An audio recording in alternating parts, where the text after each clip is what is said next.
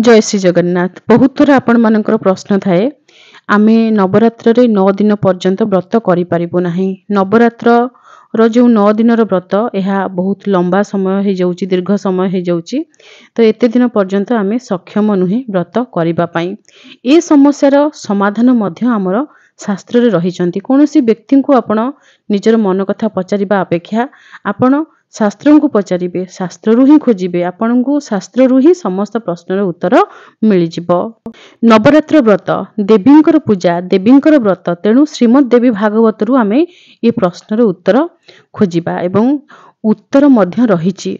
उत्तर आपनक सामने रे आमे एठी प्रमाण सहित शेयर करूछु, आपण निजे पढ़ी परिबे।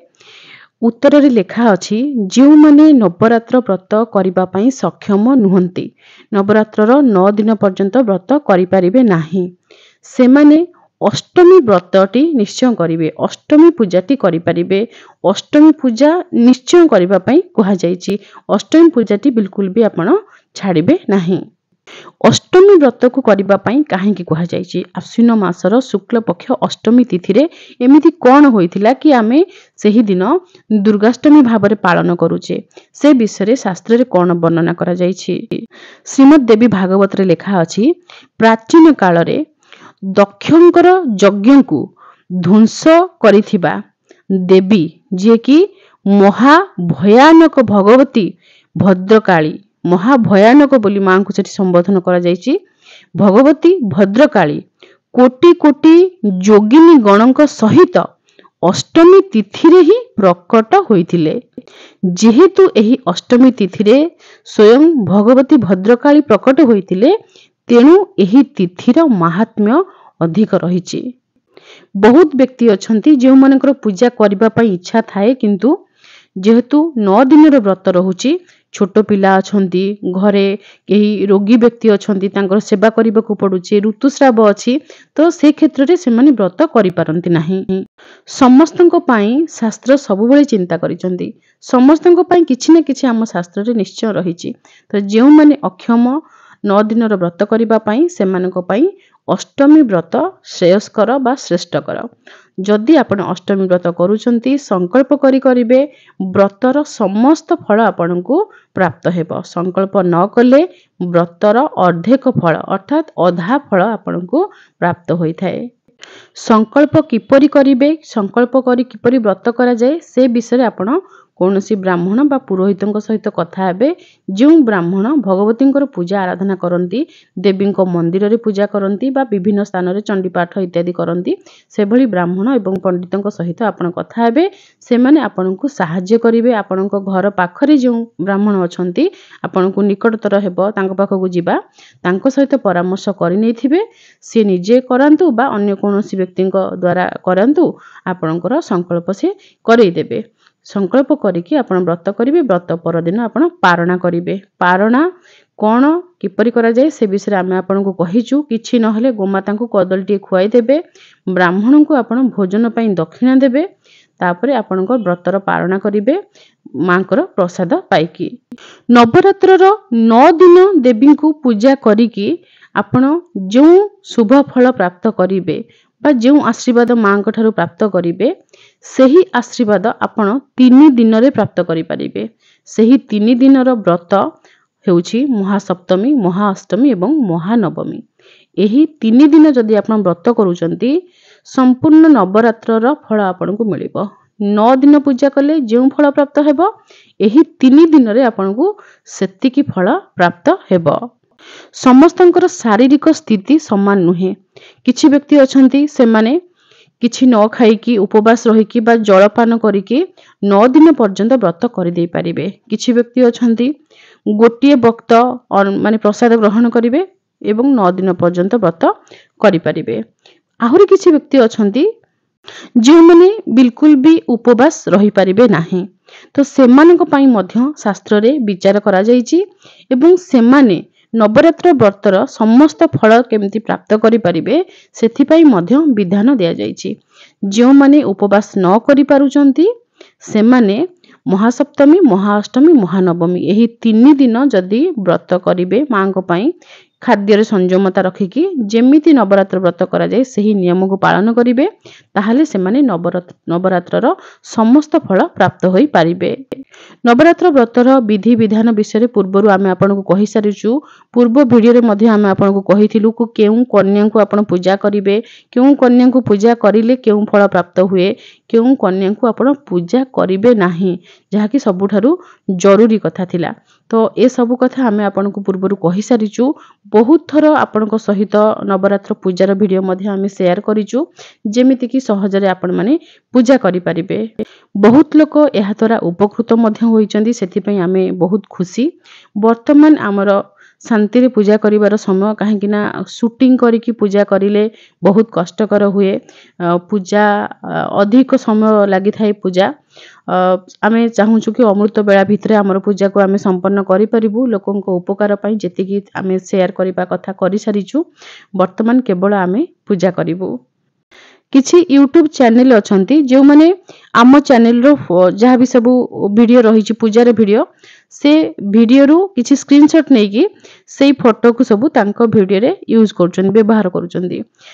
ସେଥିରେ ଆମେ କୌଣସି ପ୍ରକାର ଦୁଃଖିତ ନୁହେଁ। ଆମର ଓଡ଼ିଆ ଭାଇ ଭଉଣୀ ଯଦି ଉପକୃତ ହେଉଛନ୍ତି ବହୁତ ଭଲ କଥା, କିନ୍ତୁ ଆପଣଙ୍କୁ ଗୋଟେ ଅନୁରୋଧ ରହିବ ଆମର, ଯଦି ଠାକୁରଙ୍କର ପୂଜାର ଭିଡ଼ିଓ ଆପଣ ସେୟାର କରୁଛନ୍ତି, ଲୋକଙ୍କୁ ଶିଖଉଛନ୍ତି, ପ୍ରଥମେ ଆପଣଙ୍କୁ ନିଜକୁ କରିବାକୁ ପଡ଼ିବ। ନିଜେ ନ ମଲେ ସ୍ୱର୍ଗ ଦେଖନ୍ତି ନାହିଁ ଗୋଟେ କଥା ଅଛି। ଆମେ ଯେ ପର୍ଯ୍ୟନ୍ତ କୌଣସି ପୂଜା ନିଜେ କରିନଥିବା, ନିଜେ ଉପବାସ କରିନଥିବା, ନିଜେ ଜପ କରିନଥିବା, ଆମେ ସେ ଜିନିଷର ତତ୍ତ୍ୱ କ'ଣ ବୁଝିନଥିବା, ଏତେ ଗଭୀର ଭିତରକୁ ଆମେ ଯାଇପାରିବା ନାହିଁ, ଏତେ ଗଭୀରତାକୁ ଆମେ ଯାଇପାରିବା ନାହିଁ। ତେଣୁ ନିଜକୁ ଗଭୀରତା ଭିତରକୁ ପ୍ରଥମେ ପ୍ରବେଶ କରିବାକୁ ପଡ଼ିବ, ନିଜକୁ ଜାଣିବାକୁ ପଡ଼ିବ। ଇଏ ଠାକୁର ପୂଜା, ଇଏ କୌଣସି ଅଲଗା କିଛି ଜିନିଷ ନୁହେଁ କି ହଁ ସିଏ ଏମିତି ପାଉଡର କ୍ରିମ୍ ଲଗେଇଦେଲା ତ ଆମେ ବି ଲଗେଇଦେବା, ସେମିତି ନୁହେଁ। ଏସବୁ ଏତେ ସହଜ ଜିନିଷ ନୁହେଁ। ଏଥିପାଇଁ ସମ୍ପୂର୍ଣ୍ଣ ଭାବରେ ନିଜକୁ ସମର୍ପଣ କରିବାକୁ ପଡ଼େ। ପ୍ରଥମେ ନିଜେ କରନ୍ତୁ, ତାପରେ ଲୋକଙ୍କୁ ଆପଣ କିଛି ଶିଖେଇବେ, କିଛି ଉପଦେଶ ଦେବେ ବା କିଛି ଭିଡ଼ିଓ ତାଙ୍କ ସହିତ ସେୟାର କରିବେ। ଆମ ଚ୍ୟାନେଲରୁ ଆପଣ ଫଟୋ ନେଇଯାଉଛନ୍ତି, ତାକୁ ସେୟାର କରିଦେଉଛନ୍ତି, କିନ୍ତୁ ଆପଣ କିଏ? ଆପଣଙ୍କ ଘରେ ଆପଣ ପୂଜା କରୁଛନ୍ତି କି ନାହିଁ, ଏସବୁ ବି ଲୋକ ଜାଣିବା ଦରକାର। ହଁ, କିଛି ଲୋକ ଅଛନ୍ତି ଯେଉଁମାନଙ୍କର ମୁଣ୍ଡରେ ସାମାନ୍ୟତମ ବୁଦ୍ଧି ବି ନାହିଁ, ସେମାନେ ଯାହା କୌଣସି ବି ଚ୍ୟାନେଲ କେହି ବି କିଛି ସେୟାର କରିଦେଉଛନ୍ତି, ସେସବୁ ଜାଗାରେ ସେମାନେ ବିଶ୍ୱାସ କରିଯାଉଛନ୍ତି, ଯେଉଁଥିପାଇଁ ହଇରାଣରେ ବି ପଡ଼ୁଛନ୍ତି। କି କିଏ କହିଦେଉଛି ଗ୍ରହଣ ଅଛି, ପରାଗ ଅଛି, ତ ସେ ତାକୁ ବି ବିଶ୍ୱାସ କରିନେଉଛନ୍ତି। ତେଣୁ ସେଇ ସବୁ ଜିନିଷରେ ଅସୁବିଧାରେ ଭୋଗୁଛନ୍ତି ସେମାନେ। କିନ୍ତୁ ଦିନେ ନା ଦିନେ ସମୟ ଆସିବ, ସେମାନେ ବି ଆପଣଙ୍କୁ ରିଟର୍ନ ବୁଲିକି କହିବେ କି ନାଇଁ ଏସବୁ ଠିକ୍ ଜିନିଷ ନୁହେଁ, ଆପଣ ଏମିତି ଖାଲି ଦେଖେଇ ଦିଅନ୍ତୁ ନାହିଁ, ଆପଣ ନିଜେ କେମିତି ପୂଜା କରୁଛନ୍ତି ସେଇଟା ବି ଦେଖାନ୍ତୁ। ତ ସେଇ ସବୁ ଜିନିଷକୁ ଆପଣଙ୍କୁ ଦିନେ ସାମ୍ନା କରିବାକୁ ପଡ଼ିବ। ତେଣୁ ସବୁବେଳେ ସର୍ଟକଟ୍ରେ ଯିବାକୁ ଚେଷ୍ଟା କରନ୍ତୁ ନାହିଁ, ନିଜେ ପୂଜା କରନ୍ତୁ, ଶିଖନ୍ତୁ, ତାପରେ ଅନ୍ୟକୁ ଆପଣ ଶିଖେଇବେ। ପ୍ରାକ୍ଟିକାଲ ଆଉ ଥିଓରି ଭିତରେ ଡିଫରେନ୍ସ କ'ଣ ରହିଥାଏ ସେ କଥା ଆପଣମାନେ ମଧ୍ୟ ଜାଣିଛନ୍ତି। ଜଣେ ବ୍ୟକ୍ତି ଯିଏ ନିଜେ ରୋଷେଇ କରୁଥିବେ, ବର୍ଷକୁ ବର୍ଷ ରୋଷେଇ କରୁଥିବେ, ତାଙ୍କର ଅଭିଜ୍ଞତା ଥିବ, ତାଙ୍କର ହାତରେ ସେଇଭଳି ସେ ହାତରେ ଏମିତି ମସଲା ପକେଇଦେବେ, ସିଏ ମଧ୍ୟ ସ୍ୱାଦ ଠିକ୍ ଆସିବ। କିନ୍ତୁ ଜଣେ ବ୍ୟକ୍ତି ଖାଲି ଖାତାରୁ ବହିରୁ ପଢ଼ିକି ଏଇ ଜିନିଷ ପରେ ଏଇ ଜିନିଷ ପଡ଼ିବ, ଏମିତି ଖାଲି ପକେଇଦେଲେ ରୋଷେଇ ହେଇଯିବ, ତ ତା ଭିତରେ ଯଦି କେହି ପାଣି କଥା କହିନଥିବେ ତାହେଲେ ସେ ପାଣି ପକେଇବେ ନାହିଁ, ଯଦି ଲୁଣ କଥା କହିନଥିବେ ତାହେଲେ ସେ ଲୁଣ ପକେଇବେ ନାହିଁ। ତେଣୁ ନିଜେ ପ୍ରତ୍ୟେକ ଜିନିଷ ପ୍ରଥମେ କରିବା ଦରକାର। ଆଉ ସବୁଠାରୁ ବେଶୀ ହେଉଛି ଠାକୁର ପୂଜା। ଠାକୁର ପୂଜା ଏମିତି ଗୋଟିଏ ଜିନିଷ, ଏସବୁ କେବଳ ଆମେ ଆଖିକୁ ଦେଖିଲା ଭଳିଆ ଜିନିଷ କରିନଥାଏ, ତା ଭିତରେ କିଛି ଅନୁଭବ କରିବାର ଜିନିଷ ଥାଏ, କିଛି ବିଶ୍ୱାସର ଜିନିଷ ଥାଏ। ଆମ ମନ ଭିତରେ ଯଦି ବିଶ୍ୱାସ ନାହିଁ, ଆମେ କେମିତି ସାମ୍ନା ଲୋକକୁ କହିପାରିବା କି ଆପଣ ବିଶ୍ୱାସ କରନ୍ତୁ? ଆମ ଭିତରେ ପ୍ରଥମେ ବିଶ୍ୱାସ ଆସିବା ଦରକାର, ଆମ ଭିତରେ କିଛି ଅନୁଭୂତି ଆସିବା ଦରକାର। ଆମେ ଈଶ୍ୱରଙ୍କୁ ଥରେ ଅନୁଭବ କରିଲେ ତ ଅନ୍ୟକୁ ସେ ଜିନିଷଟା ବୁଝେଇ ପାରିବା। ଆମେ ସିଧାସଳଖ ସେଇ ଘଟଣା ନ କହିଲେ ନାହିଁ, କିନ୍ତୁ ଉଦାହରଣ ସ୍ୱରୂପ ଆମେ ତାଙ୍କୁ ବୁଝେଇ ପାରିବା। ତାଙ୍କ ମନ ଭିତରକୁ ସେତିକି ବିଶ୍ୱାସ କେମିତି ଆସିବ, ସେଇ ଜିନିଷଟା ଆମକୁ ପ୍ରଥମେ ବୁଝିବାକୁ ପଡ଼ିବ। ଆମେ ଯଦି ନିଜେ ସେମିତି ପରିସ୍ଥିତି ଦେଇକି ଗତି କରିନଥିବା, ତାହେଲେ ଅନ୍ୟର କଷ୍ଟକୁ କେମିତି ବୁଝିପାରିବା କି ଅନ୍ୟ ଲୋକ ଏଇ କଷ୍ଟରେ ଅଛି, ତାକୁ ଏଇଭଳି ଭାବରେ ବୁଝିଲେ ସେ ଠାକୁରଙ୍କ ପାଖକୁ ଯାଇପାରିବ, ଆଧ୍ୟାତ୍ମିକ ମାର୍ଗରେ ଆଗକୁ ଯାଇପାରିବ। ଯଦି ଆମେ ନିଜେ ସେ ରାସ୍ତାରେ କେବେ ଚାଲିନଥିବା, ତାହେଲେ ଅନ୍ୟକୁ କ'ଣ ଚଲେଇବା? ଅନ୍ୟକୁ ଆମେ ନେଇପାରିବା ନାହିଁ। ତେଣୁ କାହାକୁ ଠକିବା ପାଇଁ କେବେ ଚେଷ୍ଟା କରନ୍ତୁ ନାହିଁ। ଆପଣ ଯାହା ସେଇ ରୂପରେ ଆପଣ ସମସ୍ତଙ୍କ ସାମ୍ନାକୁ ଆସନ୍ତୁ। ଆପଣଙ୍କ ଘରେ ଯଦି ପୂଜା ପାଠ କରାଯାଉ ନାହିଁ, ଆପଣ ନିଜେ କେବେ ପୂଜା କରିନାହାନ୍ତି, ଏସବୁ ଜିନିଷକୁ ସୋସିଆଲ ମିଡ଼ିଆରେ ଖାଲି ସ୍କ୍ରିନଶଟ୍ ନେଇକି ଏଠୁ ଫଟୋ ସେଠୁ ଫଟୋ ଗୁଗୁଲରୁ ଫଟୋ ଏ ଫଟୋ ନେଇକି ଯୋଡ଼ିକି ଆପଣ ଭିଡ଼ିଓ ସେୟାର କରିଦିଅନ୍ତୁ ନାହିଁ। ଆଉ ଯଦି ବି ଆପଣ ଏମିତି କରୁଛନ୍ତି ତାହେଲେ ଲୋକଙ୍କୁ ଜଣେଇକି କରନ୍ତୁ କି ଆମେ କେବେ ଏମିତି ପୂଜା କରିନାହୁଁ, ଆପଣଙ୍କ ପାଇଁ ଆମେ ତଥ୍ୟ ସଂଗ୍ରହ କରି ଭିଡ଼ିଓ ସେୟାର କରୁଛୁ। ଏମିତି କରନ୍ତୁ ନାହିଁ କି ଲୋକମାନେ ଭାବିବେ କି ଆପଣ ସବୁ ପୂଜା କରୁଛନ୍ତି। କିନ୍ତୁ ଦିନେ ନା ଦିନେ ବାସ୍ତବତା ତାଙ୍କ ସାମ୍ନାକୁ ଆସିବ। ସେ ଯେଉଁମାନେ ଜାଣିବେ କି ଆପଣ କୌଣସି ପୂଜା କରନ୍ତି ନାହିଁ, ଆପଣ କେବଳ ୟୁଟ୍ୟୁବରେ ଭିଡ଼ିଓ ସେୟାର କରନ୍ତି ଫଟୋକୁ ଯୋଡ଼ିକି, ତାହା ପୁଣି ଅନ୍ୟ ଚ୍ୟାନେଲରୁ ସ୍କ୍ରିନଶଟ୍ ନେଇକି ଆଣିକି ସେ ଫଟୋକୁ ସବୁ ଆପଣ ୟୁଜ୍ କରନ୍ତି। ସେ ଚ୍ୟାନେଲ ଓନରଙ୍କର ପରମିସନ୍ ନ ନେଇକି ତାଙ୍କର ବିନା ଅନୁମତିରେ ତାଙ୍କ ଫଟୋକୁ ଆପଣ ଆଣନ୍ତି, ଯାହାକି ଏକ ପ୍ରକାରର ଚୋରି ସାଙ୍ଗରେ ଗଣାଯିବ। ସେଦିନ ଲୋକଙ୍କର ମାନସିକତା କ'ଣ ରହିବ ଆପଣଙ୍କ ପ୍ରତି ଆପଣ ନିଜେ ଚିନ୍ତା କରନ୍ତୁ। ଯେଉଁମାନେ ଆପଣଙ୍କ ଭିଡ଼ିଓ ଦେଖୁଥିବେ ସେମାନଙ୍କ ମନରେ ବହୁତ ଆଘାତ ଲାଗିବ କି ଆମେ ଏମିତି ଜଣେ ବ୍ୟକ୍ତିକୁ ଫଲୋ କରୁଥିଲୁ ବା ଏମିତି ଜଣେ ବ୍ୟକ୍ତି ଠାରୁ ଶିଖୁଥିଲୁ ଯେଉଁ ବ୍ୟକ୍ତି ନିଜେ ଦିନେ ନା ଦିନେ ପୂଜା କରେ ହିଁ ନାହିଁ। ତେଣୁ ସାବଧାନ ରୁହନ୍ତୁ, ସତର୍କ ରୁହନ୍ତୁ, ଲୋକଙ୍କ ବିଶ୍ୱାସ ସହିତ ଖେଳନ୍ତୁ ନାହିଁ। ଆପଣ ଯେତିକି ଶିଖିଛନ୍ତି, ଯେତିକି ଜାଣିଛନ୍ତି ସେତିକି କୁହନ୍ତୁ ଏବଂ ସତ କୁହନ୍ତୁ। ଲୋକଙ୍କୁ ମିଛ କୁହନ୍ତୁ। ପୂଜାରେ ମିଛର ସ୍ଥାନ ନାହିଁ। ନବରାତ୍ର ପୂଜା ପାଇଁ କାଲି ଏକବାର। ଆଶା କରୁଛୁ ଏକବାର ପୂଜା, ପାରଣା, କନ୍ୟା ପୂଜା ଏସବୁ କିଛି ଆପଣମାନେ ଭଲରେ କରିପାରିବେ। ବହୁତ ଥର ଆମେ ଏ ବିଷୟରେ ଭିଡ଼ିଓ ସେୟାର କରିଛୁ। ଶିଖିଥିବା ସମୟରେ, ନ ଶିଖିଥିବା ସମୟରେ, ଠିକ୍ ଭୁଲ କିଛି ନା କିଛି ଯାହା ବି ଆମେ କରିଛୁ ଆପଣଙ୍କ ସହିତ ସବୁକିଛି ସେୟାର କରିଛୁ। ଆପଣଙ୍କ ସାମ୍ନାରେ ସବୁକିଛି ରହିଛି। ବାରମ୍ବାର ସେୟାର କରିଛୁ, ବାରମ୍ବାର କହିଛୁ, ଯାହାଦ୍ୱାରା ଆପଣଙ୍କ ଠାରୁ ହିଁ କମେଣ୍ଟ ଆସିଛି କି ଆମେ ସବୁ ଶିଖିଗଲାଣୁ, ଆଉ ପୁରୁଣା ଭିଡ଼ିଓ ସେୟାର କରନ୍ତୁ ନାହିଁ। ତେଣୁ ଆମେ ବର୍ତ୍ତମାନ ପୁରା ନିଶ୍ଚିନ୍ତରେ ପୂଜା କରିପାରିବୁ କି ଯେଉଁମାନଙ୍କୁ ଆମେ ଶିଖେଇବା ପାଇଁ ଚାହୁଁଥିଲୁ ସେମାନେ ଶିଖି ସାରିଛନ୍ତି। ଆପଣମାନେ ପୂଜା କରି ଆପଣମାନଙ୍କର ଫଟୋ ଭିଡ଼ିଓ ଆମକୁ ପଠେଇବେ, ଯାହାକୁ ଦେଖିକି ଆମକୁ ବହୁତ ଖୁସି ଲାଗିବ। ନିଜ ଜଣେ ବାପା ମା ସେ ନିଜ ପିଲାମାନଙ୍କର ସବୁବେଳେ ସଫଳତା ଚାହାନ୍ତି। ସେଇଭଳି ଭାବରେ ଆପଣମାନେ ଆମର ସନ୍ତାନ, ଆମେ ଏହା ଚିନ୍ତା କରୁ। ବୟସ ଯାହା ବି ହେଉ ଆପଣଙ୍କର, ଆପଣମାନେ ଯେତେବେଳେ ସଫଳତା ପାଇବେ, ସକ୍ସେସ୍ ହେଇଯିବେ, ସବୁଠାରୁ ଅଧିକ ଆମେ ହିଁ ଖୁସି। ବାକି ମାଙ୍କ ପୂଜାରେ ଟିକେ ଛୋଟ ବଡ଼ ଭୁଲ ହେଇଯାଏ। କେବେ ଅଖଣ୍ଡ ଟିକେ ଲିଭିଗଲା କି କଳସ ଟିକେ ଘୁଞ୍ଚି ଯାଇଛି, କିଛି ବି ହେଇଛି, ସେସବୁ ପାଇଁ ମନ ଦୁଃଖ କରିବେ ନାହିଁ। ଗୋଟେ ବର୍ଷ ଭୁଲ ହେଲେ ଆର ବର୍ଷକୁ ଠିକ୍ ହେବ। ଆମ ଭୁଲରୁ ହିଁ ଆମେ ଶିଖିବା। ଯାହା ବି ହେବ ସବୁଥିରେ ଆପଣ ଚିନ୍ତା କରିବେ କି ମା ଆମ ସାଙ୍ଗରେ ଅଛନ୍ତି। ମାଙ୍କ ପାଖରେ ଆଣ୍ଠେଇକି ଶରଣ ପଶିବେ। କୌଣସି ବ୍ୟକ୍ତିକୁ ପଚାରିବାର ଆବଶ୍ୟକତା ନାହିଁ। ବିଶ୍ୱାସ ମାଙ୍କ ଉପରେ ରଖିବେ। ମୋ ମା ଯାହା କରିବେ ଆମ ପାଇଁ ଭଲ କରିବେ।